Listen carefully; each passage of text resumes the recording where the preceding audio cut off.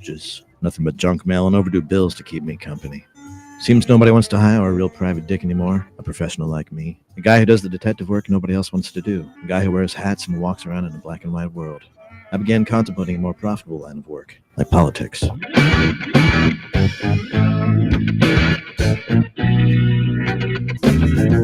are the show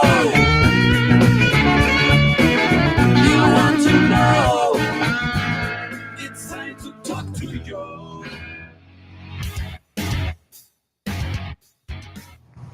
All right, folks, good afternoon and welcome to the Wednesday edition of the Joe Mangiacotti Show here on AM 830 WCRN. Wow, July 30th already. The year's flying by. I don't know about you, man. 508-871-7000 to join the conversation over the next hour. That's 508-871-7000. That'll get you into the studio for two-way talking conversation today. Behind the glass back at HQ, find the board. He'll get you set up and into the studio. Don't forget the text line at 617-297-8388. 617-297-8388. You can text that like you text anyone else. It appears on the screen here in real time, and we try to work it into the conversation. The station, like thousands of other stations, streams live to the TuneIn app, and that's a great feature because that means you can take us anywhere on your device, cell phone, tablet, laptop, whatever. Also, you can tell Alexa to play WCRN, and she'll do that with no questions asked. You can follow me on my social media platforms at Joe Mangi Show, M-A-N-G-I, Joe Mangi Show, also joemangishow.com.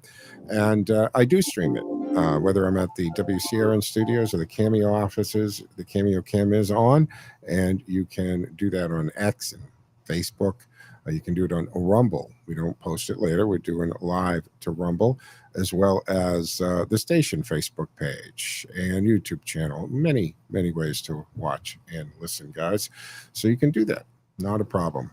Again, at Joe Mangi Show. And that's the social media stuff. You know, there's a lot to talk about, obviously. But this story out of Maine, I had to talk about this because the whole issue of illegals and immigration, and if you've listened to this show at any type of regular basis over the last 20 years or something, you know that I've always maintained that you can't solve the immigration without a 1-2 move here. You can't just slam down the border and secure it, which obviously you can. I mean, Trump is doing that. But we're going to need some changes made to immigration as well. And I've always said, look, you can't keep running around the country and trying to pick people up. You have to make it so that, I mean, Joe Biden went just way too far, right? All of them on that Democratic debate stage when they raised their hands and said, oh yeah, you got free medical and housing and come on in. I mean, that's an anomaly. That's just way out there. That was a weird thing. But you have to take the incentive away, right? We've talked about the fact that Border Patrol and immigration, they're not putting people into detention centers to deport them. They're paroling them into the country. And for a couple of reasons, that gets them scattered throughout, harder to track down, but it also, it kind of works around the requirement to have, if they requested it, that is, the amnesty hearing within an X number of days. If you're on parole, that doesn't apply. If you're in custody, speedy trial, the whole thing, right? And I've always said, man, you have got to say to employers, you're not allowed to hire people who aren't legally here, who aren't legally allowed to work. Put some of that on the businesses. And you have to give them consequences. If they knowingly break the law, then there should be some serious consequences. They'll stop that. So if you come here illegally and you cannot get a legal job, you have to stay in the underground economy. You got to work for cash. You got to do whatever. That makes things more difficult. Also, landlords shouldn't be allowed to rent to people who aren't legally here. Of course, they can rent to migrants and visa holders. Of course. But if you make it that you're not going to get social programs, you're not going to be able to work employed, You're not going to be able to rent an apartment. You read all these things, then the reason they're coming here is evaporating. And I have had a lot of conversations with people here legally and a lot illegally in this country. And a lot that I've talked to in the last year, 2 years, have been coming because they said, well, because Biden told us to come and Kamala told us to come. And this is what we're expecting. And they're not expecting here to work hard and to assimilate. And some of the people I've talked to have this, they don't need to learn English and they refuse to even try. Matter of fact, Mike Wade, conservatively speaking Saturdays, he's having a guest on, Lady X, who is a legal migrant, a legal alien in the country. And he's planning to have a frank conversation. I try to check that out if I were you. And I've had a lot of these. Maybe I should see if one of them will come on the air or maybe record something. The stories of what they've gone through. I mean, how could we encourage that? There was assault, stripping them, taking all their money, beating them, humiliating them, rape, sexual assault. This is all part of a lot of people's journeys. But we have this thing, E-Verify, and that's supposed to help with everything. So that it takes that responsibility off of the employers. They use E-Verify. If you clear that, as far as they know, you should be able to work here. But what's interesting, and this is again out of Maine, a Jamaican national has been working as a police officer in Old Orchard Beach. And he was just arrested Friday by ICE. And it wasn't because he passed the E-Verify. And it wasn't because they were kind of catching up and let's look at backlog and that kind of thing. This guy tried to illegally buy a gun. And get this. That's what raised red flags and all of a sudden realized. But the thing is, he passed E-Verify and they give him a gun when he works. And the feds say that he's been overstaying his visa for 2 years.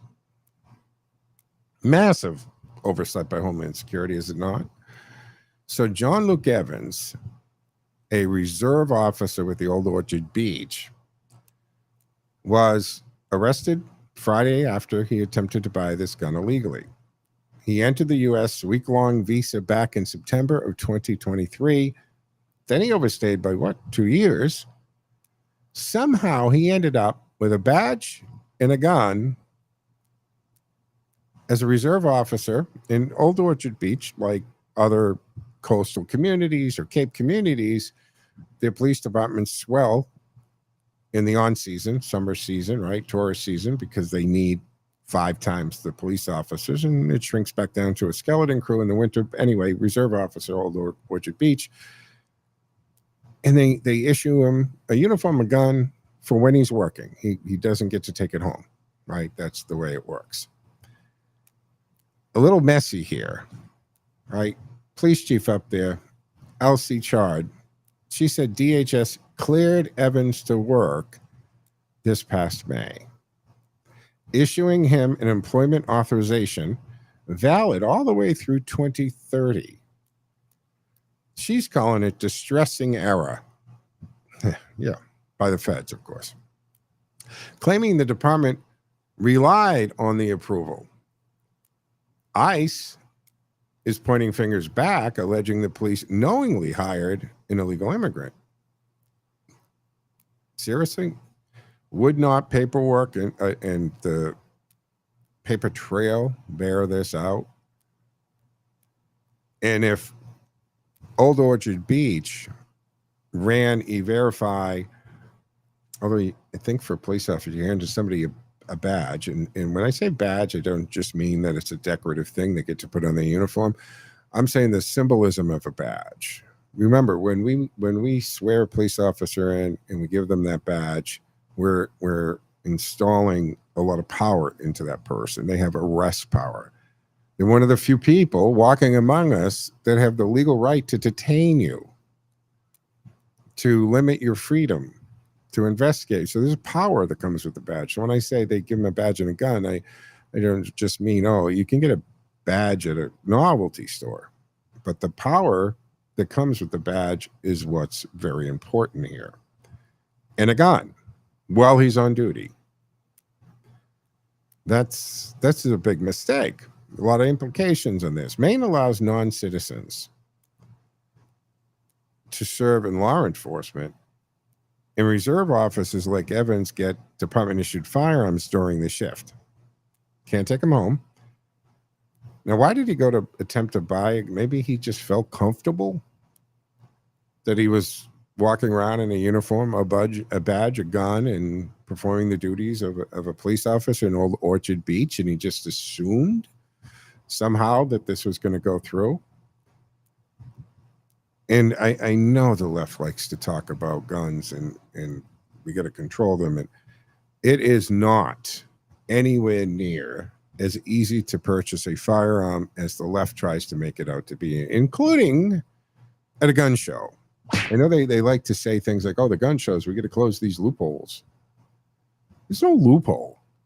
When you go to a gun show and you decide to pick up a weapon there, assuming that it's a weapon legal in the state and all that, you don't get to, because it's a gun show, they don't throw it in the bag with the big smiley face in the bag, thank you for shopping here, and you get to go. You got to go through the same process, fill out the same paperwork, submit it to the FBI, and wait for the returns.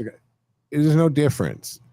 Just because you take a gun dealer out of a storefront and you put them in the convention center on Route 20 in Marlboro for a gun show doesn't change the process. So that's always got me like, what the hell are you talking about? There is no difference there. So the chief, of course, is going to launch an investigation. Maybe this will expose whatever the gap is in vetting that happened there. It's got political teeth in this thing, right? The immigration debate's going on. How did this happen? I have no idea, folks. I have no idea. Okay, but so now he's in ICE custody. I don't know, will he be deported again? But the question is, how does this happen? And if you're about to hire in your police station or police department, you're about to hire a non-citizen, wouldn't you go the extra mile in the background check just to be sure that everything's going to be okay? Hey, we're coming up to our first break here on the Wednesday edition of the Joe Mangiacotti Show on AM 830 WCRN, 508-871-7000. To join the conversation, lines open and available, 508-871-7000. Hey, stick with us, folks. We're going to be back in 2 and 10.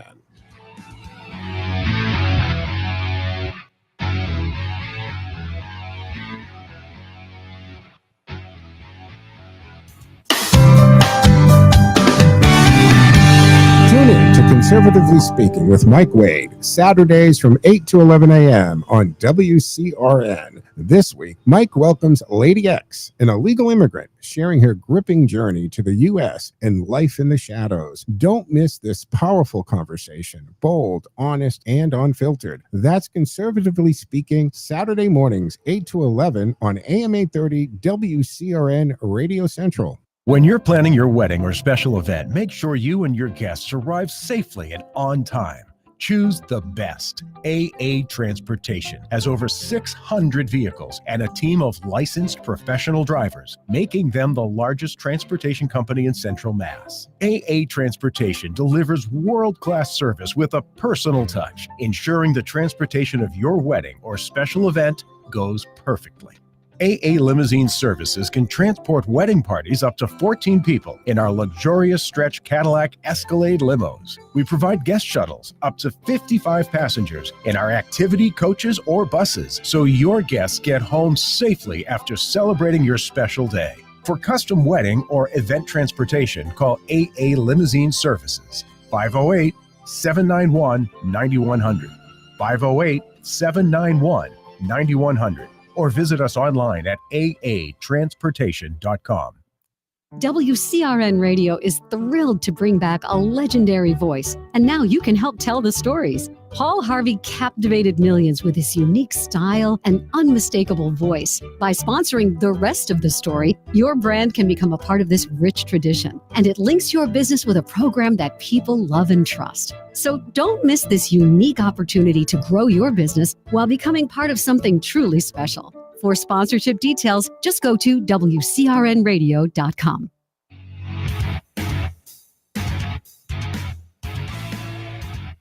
All right, folks, welcome back here to the second segment of the Wednesday afternoon edition of the Joe Mangiacotti Show here on AM 830 WCRN Radio Central.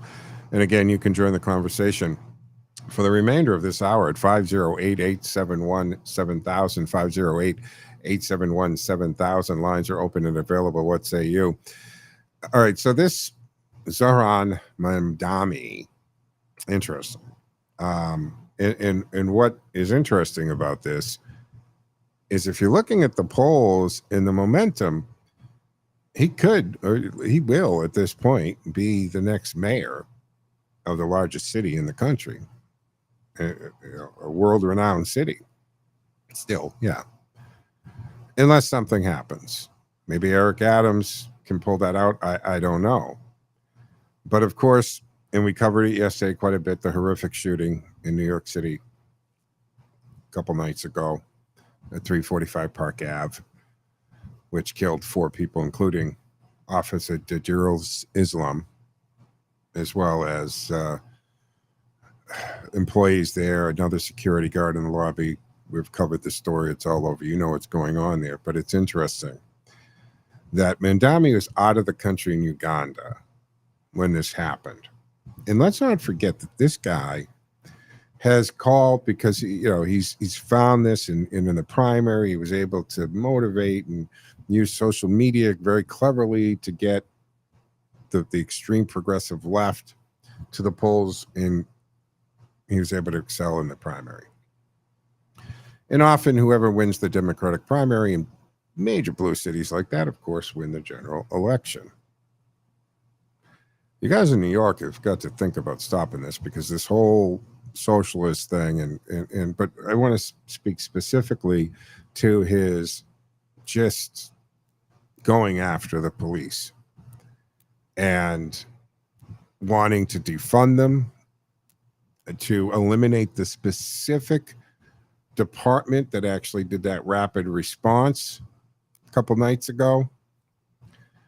And never mind the communist stores and wealth redistribution. And when you start, who is it that said Anna, somebody, right? Anna Ryan, that if you start to redistribute wealth, you're treating people nothing more than chattel. You have no right to take somebody's wealth. And he doesn't think billionaires should be able to exist. But now he has to deal with all these people. But Mamdani had, of course, when the news reached him, and let's not forget, he's in Uganda to celebrate the marriage. I don't know if he was married or getting married, whatever the deal is, private thing, at the compound in Uganda that the family owns. Let's not forget, and this happens with a lot of these communists and like they like to call them, democratic socialists. When you grow up in privilege, and he grew up in privilege, his parents are wealthy. He's living in a $3 million townhome. Well, he's running, okay, at 30 or whatever he is. And his family has this compound, which had security to the hilt. Armed security guards, cell phone jammers, so nobody could take any pictures or communicate while in there. So the hypocrisy here, right? How many bedrooms are in that $3 million townhouse you're living in? Why don't you open the extra bedrooms to somebody? Another conversation. So the reaction that Mamdani comes in following the shooting, he posted on X, "I'm heartbroken to learn of the horrific shooting in Midtown, and I'm holding the victims, their families, and NYPD officer in critical condition in my thoughts." Okay. Came after the incident where Shane Tamara killed 4, including Officer Islam, before he took his own life. Let's look at the location, the context of this, guys. At the time of the shooting, he was in Uganda celebrating, yes, I guess it is the wedding, a lavish wedding, heavily guarded compound owned by the family, right? Timing, absent from New York City in a mayoral race, but hey, you got married, what are you going to do? I can't really get on him for that. But I can get on him for being hypocritical to lecture us about police and security and guns and so forth when you're doing that. So a lot of hypocrisy, right? A lot of hypocrisy. So his tribute to the slain officer deserves a lot of criticism. Guy Benson pointed out, the contrast between his mourning and earlier calls to defund and dismantle NYPD. They don't match up, guys. He has a history of advocating to totally defund the police and to put that money into social workers, that cry that we've heard, right? So let's look at some of the stuff over the years. In June of 2020, a couple in June 8th, 2020, he posted on the next Twitter then, "No, we want to defund the police." And there's interview after interview, and absolutely double down and clarifying, because interviewers have proposed the question over to give them a chance to walk it back or explain it. It's been very clear. Then later in June, he wrote, "We don't need an investigation to know that the NYPD is racist, anti-queer, and a major threat to public safety. What we need is to defund the NYPD, but your deal with New York City mayor uses budget tricks to keep as many cops as possible on the beat. No two fake cuts, defund the police." That's his words on his account. He tweeted at that time in June 20th of 2020. First of all, anti-queer. Well, I guess that's a generational thing on the use of the word queer. But we don't need an investigation to know the NYPD is racist. So you're saying that police officers, by de facto, if they're on the NYPD, they are racist, including the black, the brown, the Asian. It doesn't matter. NYPD is racist. Is he able to work with the NYPD after he called the entire department racist? Apparently, it seems like it. I don't hear a lot of pushback from the NYPD. Maybe there is, and I'm missing it. Then in November, he wrote, "Queer liberation means defund the police." And he was linking that to abolish the police. Seems to speak a lot for the LGBTQ community, doesn't he? And then in December, he declared, "There is no negotiating with an institution that is wicked, incorrupt, defund it, dismantle it, end the cycle of violence." These are his words. This isn't someone assuming this is what he means by something. And he, again, in December of 2020, repeated calls to defund and dismantle. Became a bit of a chant, defund and dismantle. And he referred to multiple reports as part of his broader rhetoric during Black Lives Matter protests as well, where he pledged, and this is just in December of 24, just this past December, he pledged to disband NYPD Strategic Response Group, the SRG. And that is a unit handling shootings as part of their function.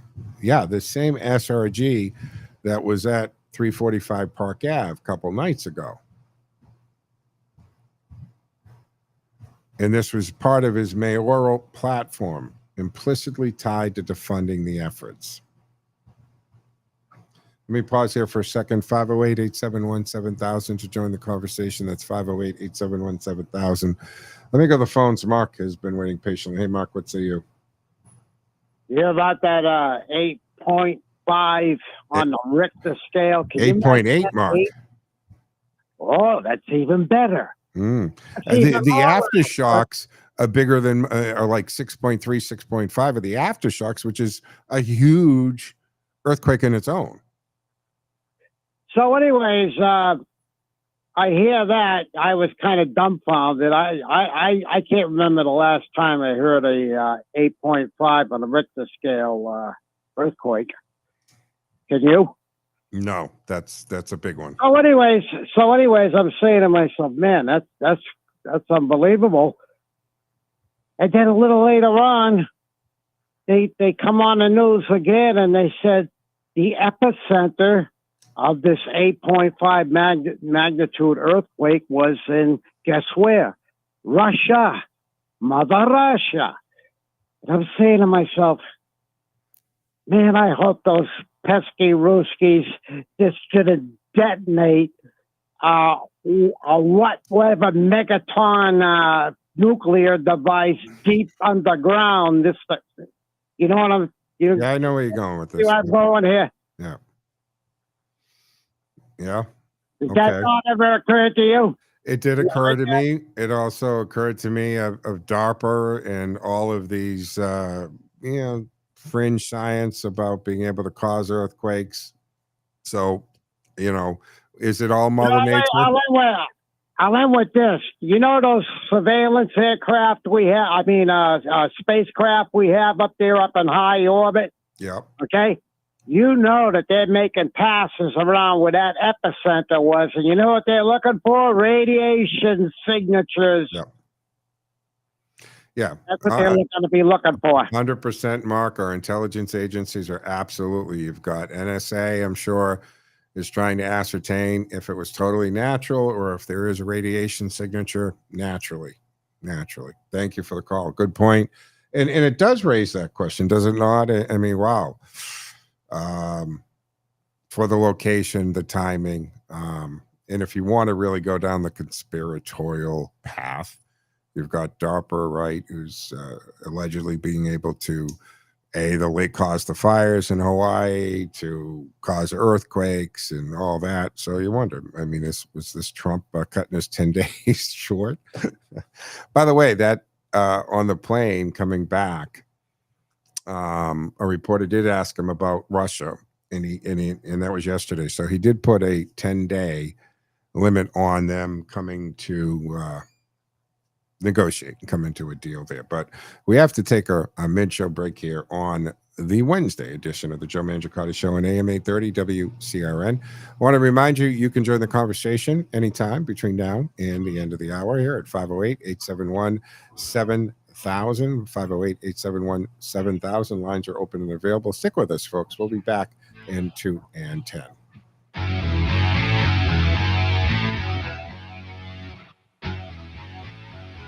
Time now for the forecast from the Boston Independence Group Weather Center. Call Jerry Doherty today at 877-772-1776. Retirement is within reach. I'm meteorologist Sherry Spear, and here's the latest Boston 25 weather on Radio 830 WCRN. Definitely hazy, hot, and humid today with highs well into the 90s. Overnight tonight, it's going to stay mild and muggy as we get some more clouds moving in. And tomorrow, expect cooler temperatures. In fact, it's all day 70s in most locations. But we've also got mostly cloudy skies and some developing rain, heaviest and steadiest late in the day. I'm meteorologist Sherry Spear, and you can hear Boston 25 live for the morning drive weekdays on AM 830 WCRN.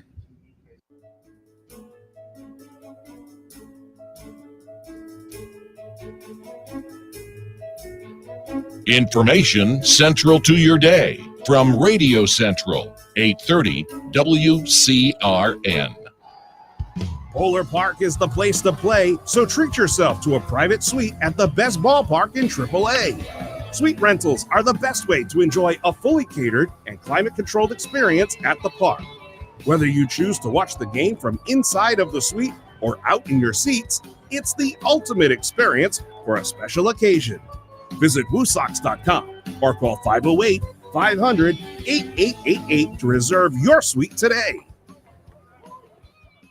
Did you know your business loses $1,685 per employee each year? Poor health doesn't just mean sick days. It drains energy, lowers productivity, and impacts your bottom line. I'm Kelly Hamilton, certified holistic nutritionist, ICU nurse, and owner of A Better Path to Wellness. I help businesses create healthier workplaces so employees thrive and companies save money. Let's optimize the wellness and productivity of your team. Call 774-253-4934 today.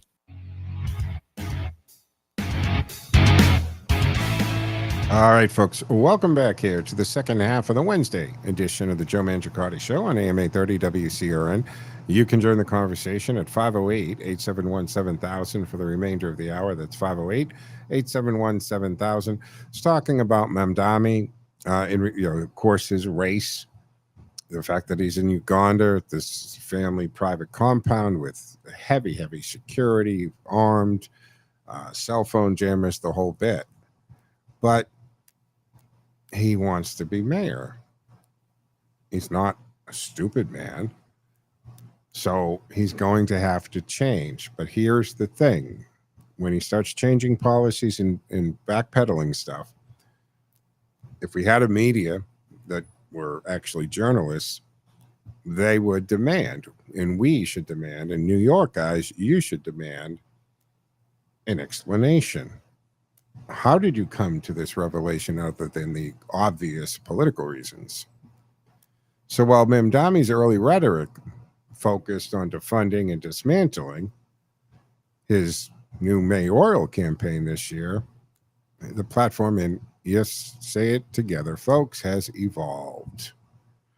He now proposes a Department of Community Safety to handle nonviolent incidents, suggesting that social workers and mental health professionals replace police in cases like mental health crises and homelessness.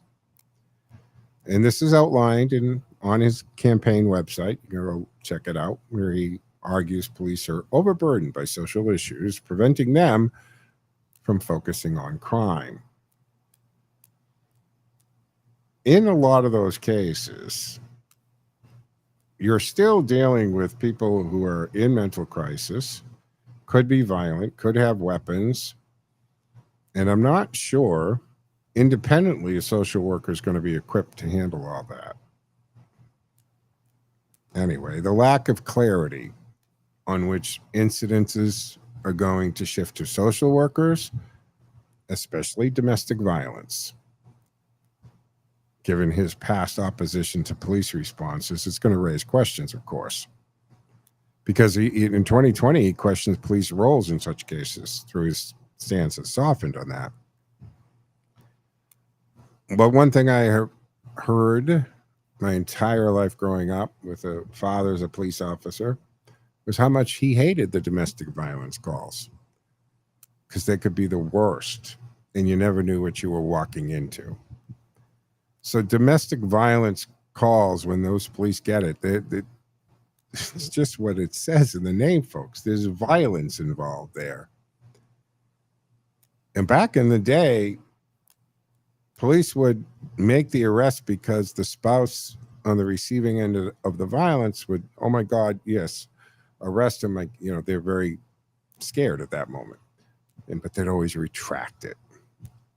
And without sounding sexist, it was typically the wife, in the heat of the occurrence, would press charges and want it, but then the next morning would withdraw it, and there was nothing they could do. They changed the law many years ago that the police officers no longer need the spouse to actually press charges, as long as they witness it, or the evidence of it, by the way. They don't have to see the spouse smack or punch their spouse, but if they see the evidence, the torn clothing, the bloody lip, or the black eye, is enough for a police officer to go ahead and press charges on their own. So Mamdani was in Uganda during the shooting, the wedding family thing at the family-owned compound, lavish security, heavily armed, guards there.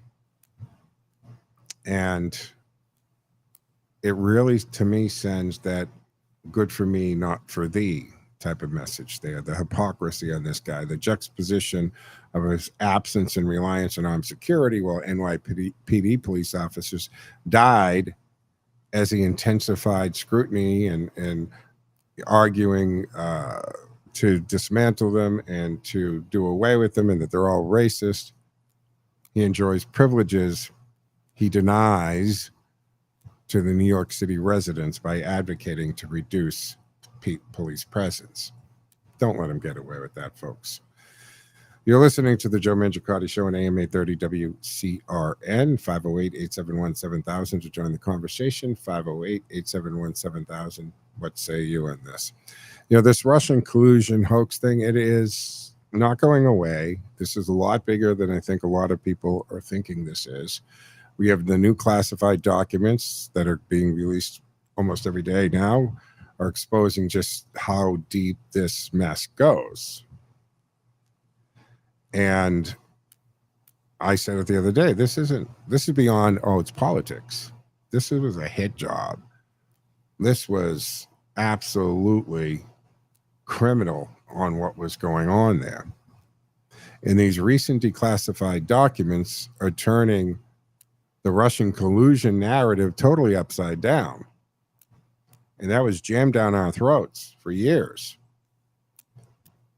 And these now being declassified, which of course never would have been declassified if Donald Trump didn't get into second term, although not consecutively, suggests that Obama-era officials, including big names that you know, right? Brennan, Clapper, Comey, they pushed this story of Trump-Russia ties, despite all the intelligence, all investigations, all evidence saying otherwise. It's totally fabricated with the goal to achieve a certain outcome. Tulsi Gabbard said it, a year-long coup. This was to take the democratic process, the election process away from the citizens, to ignore the electoral process, to remove or at least hinder the office of the presidency. And I always say this, and I mean this, the office of the presidency is bigger than any individual human being. They only get to be president for a short amount of time. They're just stewards of that office. And God give them grace and guidance to govern the powers that come with that office. So this whole thing with the Russian narrative that they jammed down our throat, this wasn't just a mistake. It was manufactured narrative to smear the political rival being Donald Trump. And that's a scandal that shakes the foundation of trust in our government. There's no question about that. And the kicker on this, the media lapped it up and ran with it. Not for a moment slowing down to even think about, applying journalistic integrity or journalistic practices or verifying anything or having any kind of a, skeptical eye to this. No, we like what this says. We like what this does. We don't have to dig into this. We're going to run with this. So for years, outlets pushed this collusion tale without question. Now the truth is leaking out. And how do they handle it? They're going to try to bury it. It's like the Hunter Biden laptop all over again, right? Silence when the facts don't fit the agenda. And we're dealing with a press that's more interested in their narratives than the actual news, the facts. And let's look at some of those names. James Comey, John Brennan, James Clapper. They're in the hot seat. Because these documents show that Comey dodged questions about evidence, claimed ignorance of terms like collusion, and pushing certain investigations away. But there's a paper trail too, guys. It's not as easy to say that when you authored emails and you received emails. These guys knew that this dossier, the Steele dossier, it was not just shaky. That's not even, it was just fabricated. It didn't meet the basic minimum markers for intelligence. Yet they let it drive a years-long probe. And they're dodging the accountability now. And I think it's the tip of the iceberg. And these have to be answered. This is beyond a political hit job. Right after Trump's 2016 win. And that raised a lot of eyebrows, right? They, the left, the Democratic Party, the Beltway, the swamp, whatever term you want to use here for, they had it. There, if you could go back to that time, and I was doing show then, and we were doing this in real time, covering it, they absolutely thought Hillary Clinton was it. She's been anointed. That was it. She was going to win. No way Donald Trump could win. And the polls, and almost 10 years ago, I was telling you these polls are not accurate because the climate back then was you did not publicly say that you were going to vote for Donald Trump in 2016. You just didn't want the hassle and the stupidity that came with it if you did. So nobody was owning up to it. They just went to the voting booth and did it. And that's why Hillary got smoked. So that election in 2016 raised a lot of eyebrows. And now they're saying that, see, critics say here, Obama's team flipped intelligence conclusions to fit that narrative, including ordering that ICA report redone, including skipping a briefing, I think it was December 8th, to Trump, because Trump was now president-elect. And the leaking to the very willing and receptive press. Meanwhile, figures like Adam Schiff kept claiming secret evidence that never materialized. Remember that, Jamoke? I seen it. He did this. It's there. It's irrefutable. It's irrefutable. It's there. Of course, it's not. It's just a lying sack. Never materialized. This was all about undermining Trump's presidency from day one because he wasn't supposed to be president. They never, ever, ever expected they had to deal with the swearing in of Donald Trump, much less a presidency. And as soon as it was clear that Hillary lost in 2016, Plan B, C, D, E, and F were all started to kick in. And it was to undermine this presidency from day one. The pattern suggests that it is. And this is where we are today because it's coming out. But we have to take our third and final break here on the Wednesday edition of the Joe Mangiacotti Show on AM 830 WCRN. You can join the conversation for the remainder of the hour at 508-871-7000, 508-871-7000. So you do that, stick through the 2 minutes and 10 seconds, and we'll be back on the other side.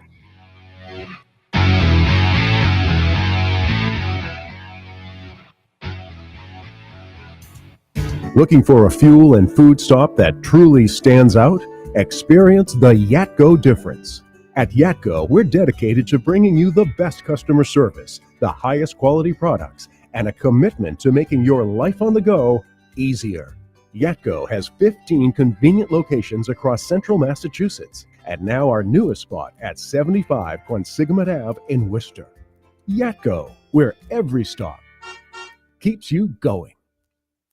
Are you tired of the Orwellian speech, the hypocrisy rampant throughout government, and within the Beltway? I'm reminding you talk radio is the immune system to the partisan bias, political rhetoric attacking us on a daily basis. Get inoculated. Tune in to Joe Mangiacotti on WCRN 830 AM, where common sense meets common ground. Joe is the conservative voice with a twist, blending a constitutionalist respect for our founding principles with a libertarian strive for freedom. He's got a unique style that's half constitutionalist, half common sense, and all about empowering you. Just listen to his callers. Joe, I have to tell you first, I've listened to you a couple of times on your own show here, and I have to tell you, I enjoy listening to you. You have some really good, intelligent, cogent thoughts rather than just the constant monologue of conservative talk that sometimes we get wound up in. Joe's even-tempered, intelligent approach cuts through the clutter and dives into the issues that matter to you. Join Joe Mangiacotti for Common Sense Conversation for the Common Sense Citizen and discover how logic, truth, and a calm voice can change minds, even those who might disagree at first. It's not just talk, it's a movement. Catch Joe Mangiacotti, WCRN 830 AM. The best Italian cuisine served by some of the nicest folks you'll ever meet is at Ziti's Italian Trattoria. It's fine Italian cooking at the Speedway Shopping Center, 290 Turnpike Road in Westboro. It's like sitting down with your family for an authentic home-cooked Italian meal. From intimate dinners to catering for events of all sizes. From pizzas and calzones to classic Italian dinners. Every meal at Ziti's is one you'll remember. Head on down to Ziti's, 290 Turnpike Road in Westboro.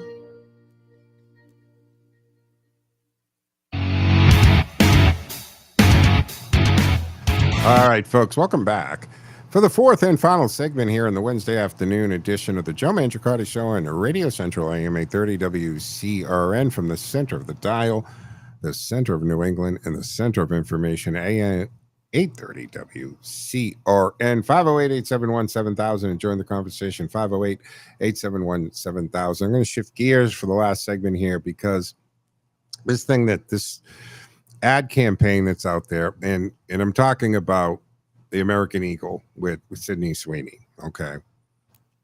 And I know the pendulum has shifted a little bit, but unbelievable that you literally can't do anything without somebody on social media or some talking head jamoke twisting it to fit some kind of warped agenda on their side, right? Elon Musk at the rally saying my heart goes out to all of you, and that's a Nazi salute. Or never mind Trump, that's a category unto itself. Now we've got this American Eagle. If you haven't seen it, I'm sure it's being covered in certain news, or you can just go Google it, okay? Gene and Gene, right? J, Gene, and G, Gene. And American Eagle, sales slumping a little bit. They go to their marketing department and they go, sales are slipping. Your job is to get that up. What are you going to do? And they come up with a campaign and they get Sydney Sweeney, who's a beautiful woman, and they launch this campaign entitled Sydney Sweeney Has Great Genes. And in the campaign name, it's JEANS. And of course, they're using it as in playing on a pun of your jeans you wear and your family jeans to promote the brand's denim collection. So it features her, Sweeney, very beautiful woman. I don't know if it's necessary to describe her if you haven't seen her, but blonde hair, white woman, shows her in various poses, including one where she references her blue jeans, saying that as she talks about the jeans, and you think she's talking about inherent blue eyes and blonde hair and this and that, she said, my jeans are blue. Well, buttoning up those jeans. Another where she alters her billboard from jeans to jeans, G jeans to J jeans. So this is intended to be a playful marketing tactic, right? A campaign sparked tons of backlash because of eugenics. And that's pretty much a discredited theory from the early 20th century about improving human population. And because somebody decided that any discussion or reference whatsoever about genes, G genes, has to be talking about white supremacy, the Aryan race, and therefore Nazis. Malarkey, as Joe would say. And let me clue you in on something, folks. We as a society have been practicing, for lack of a better way, eugenics for thousands of years. And in the sense that who we are attracted to.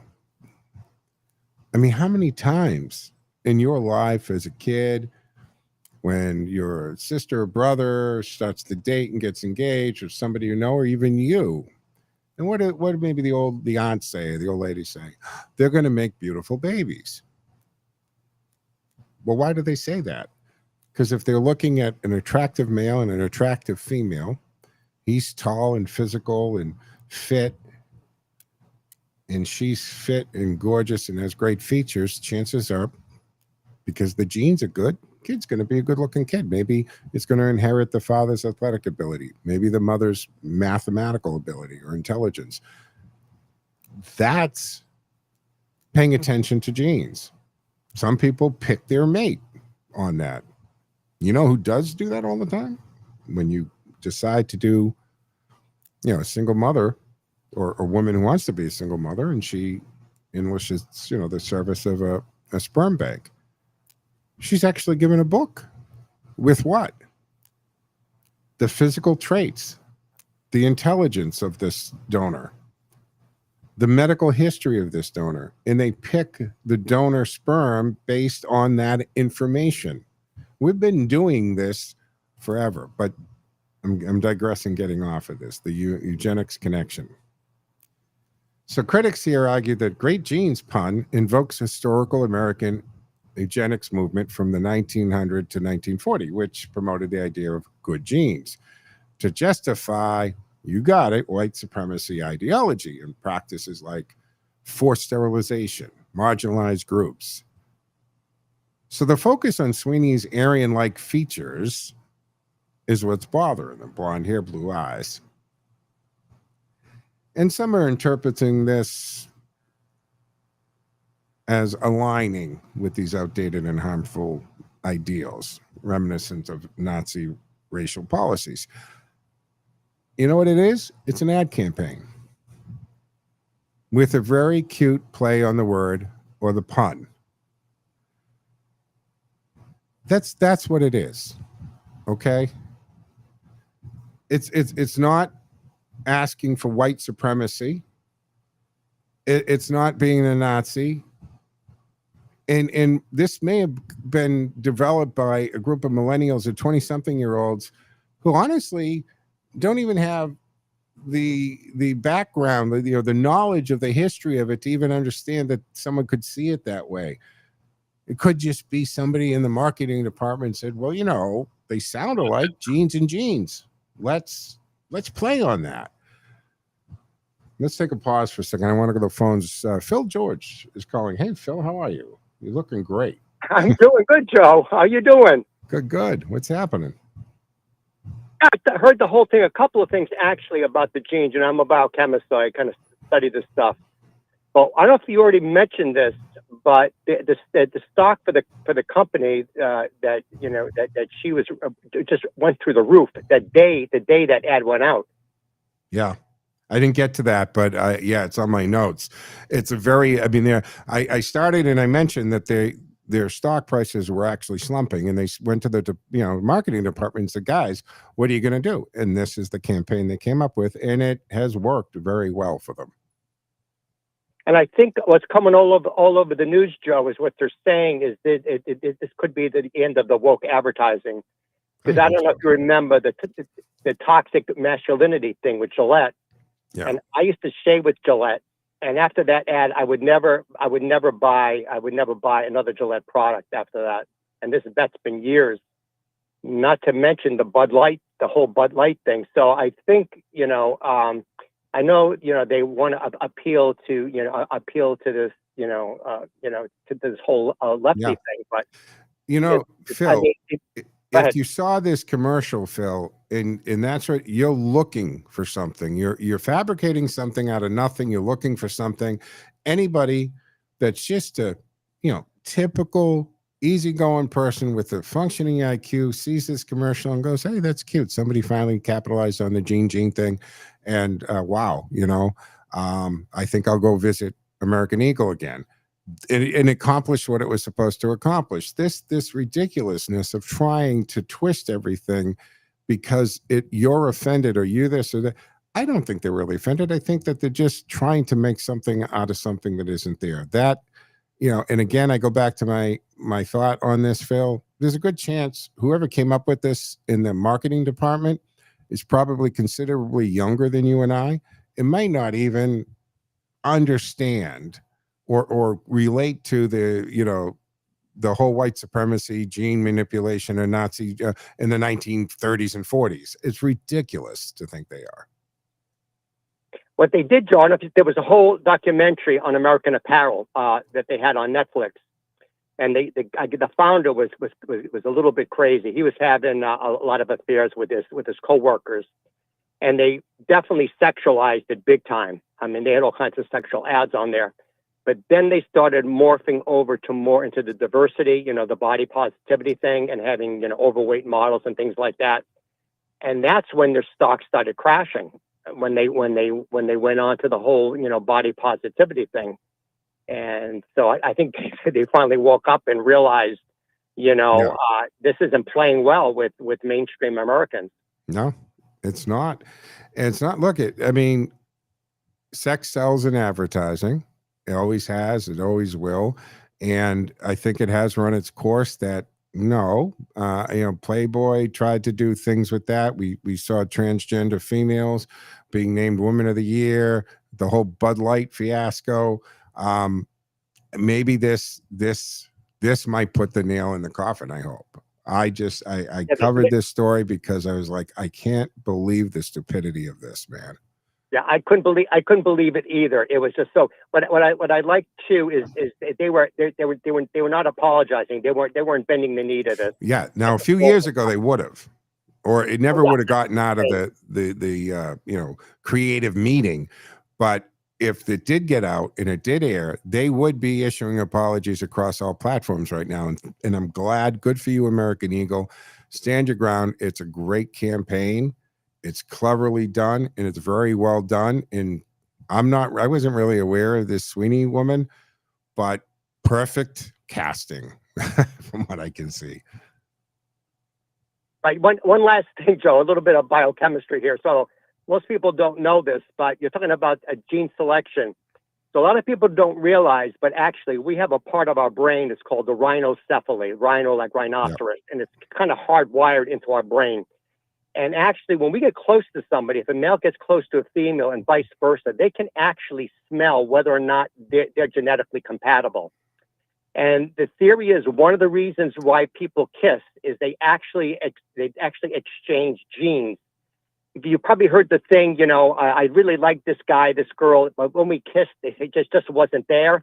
They're actually exchanging genetic material, and we do mate like that by knowing that the person is genetically compatible or with us. Yep. That's fascinating. Tell people quickly when they can listen to you, Phil. Yeah, so Wellness Wave Radio, and on Saturday and Sunday, 7 to 8. And if they want to call in, obviously we have all these kind of weird facts like this show that we talk about. No, that's fantastic. I mean, that's what I was saying. We've been practicing them, whether you know this or not, based on people's genes and looks. Phil, thank you for the call. Greatly appreciate it. Folks, that's going to wrap up the Wednesday edition of the Joe Mangiacotti Show on AM 830 WCRN. Back tomorrow afternoon, same bad time, same bad channel. Have a good day, folks. Joe out.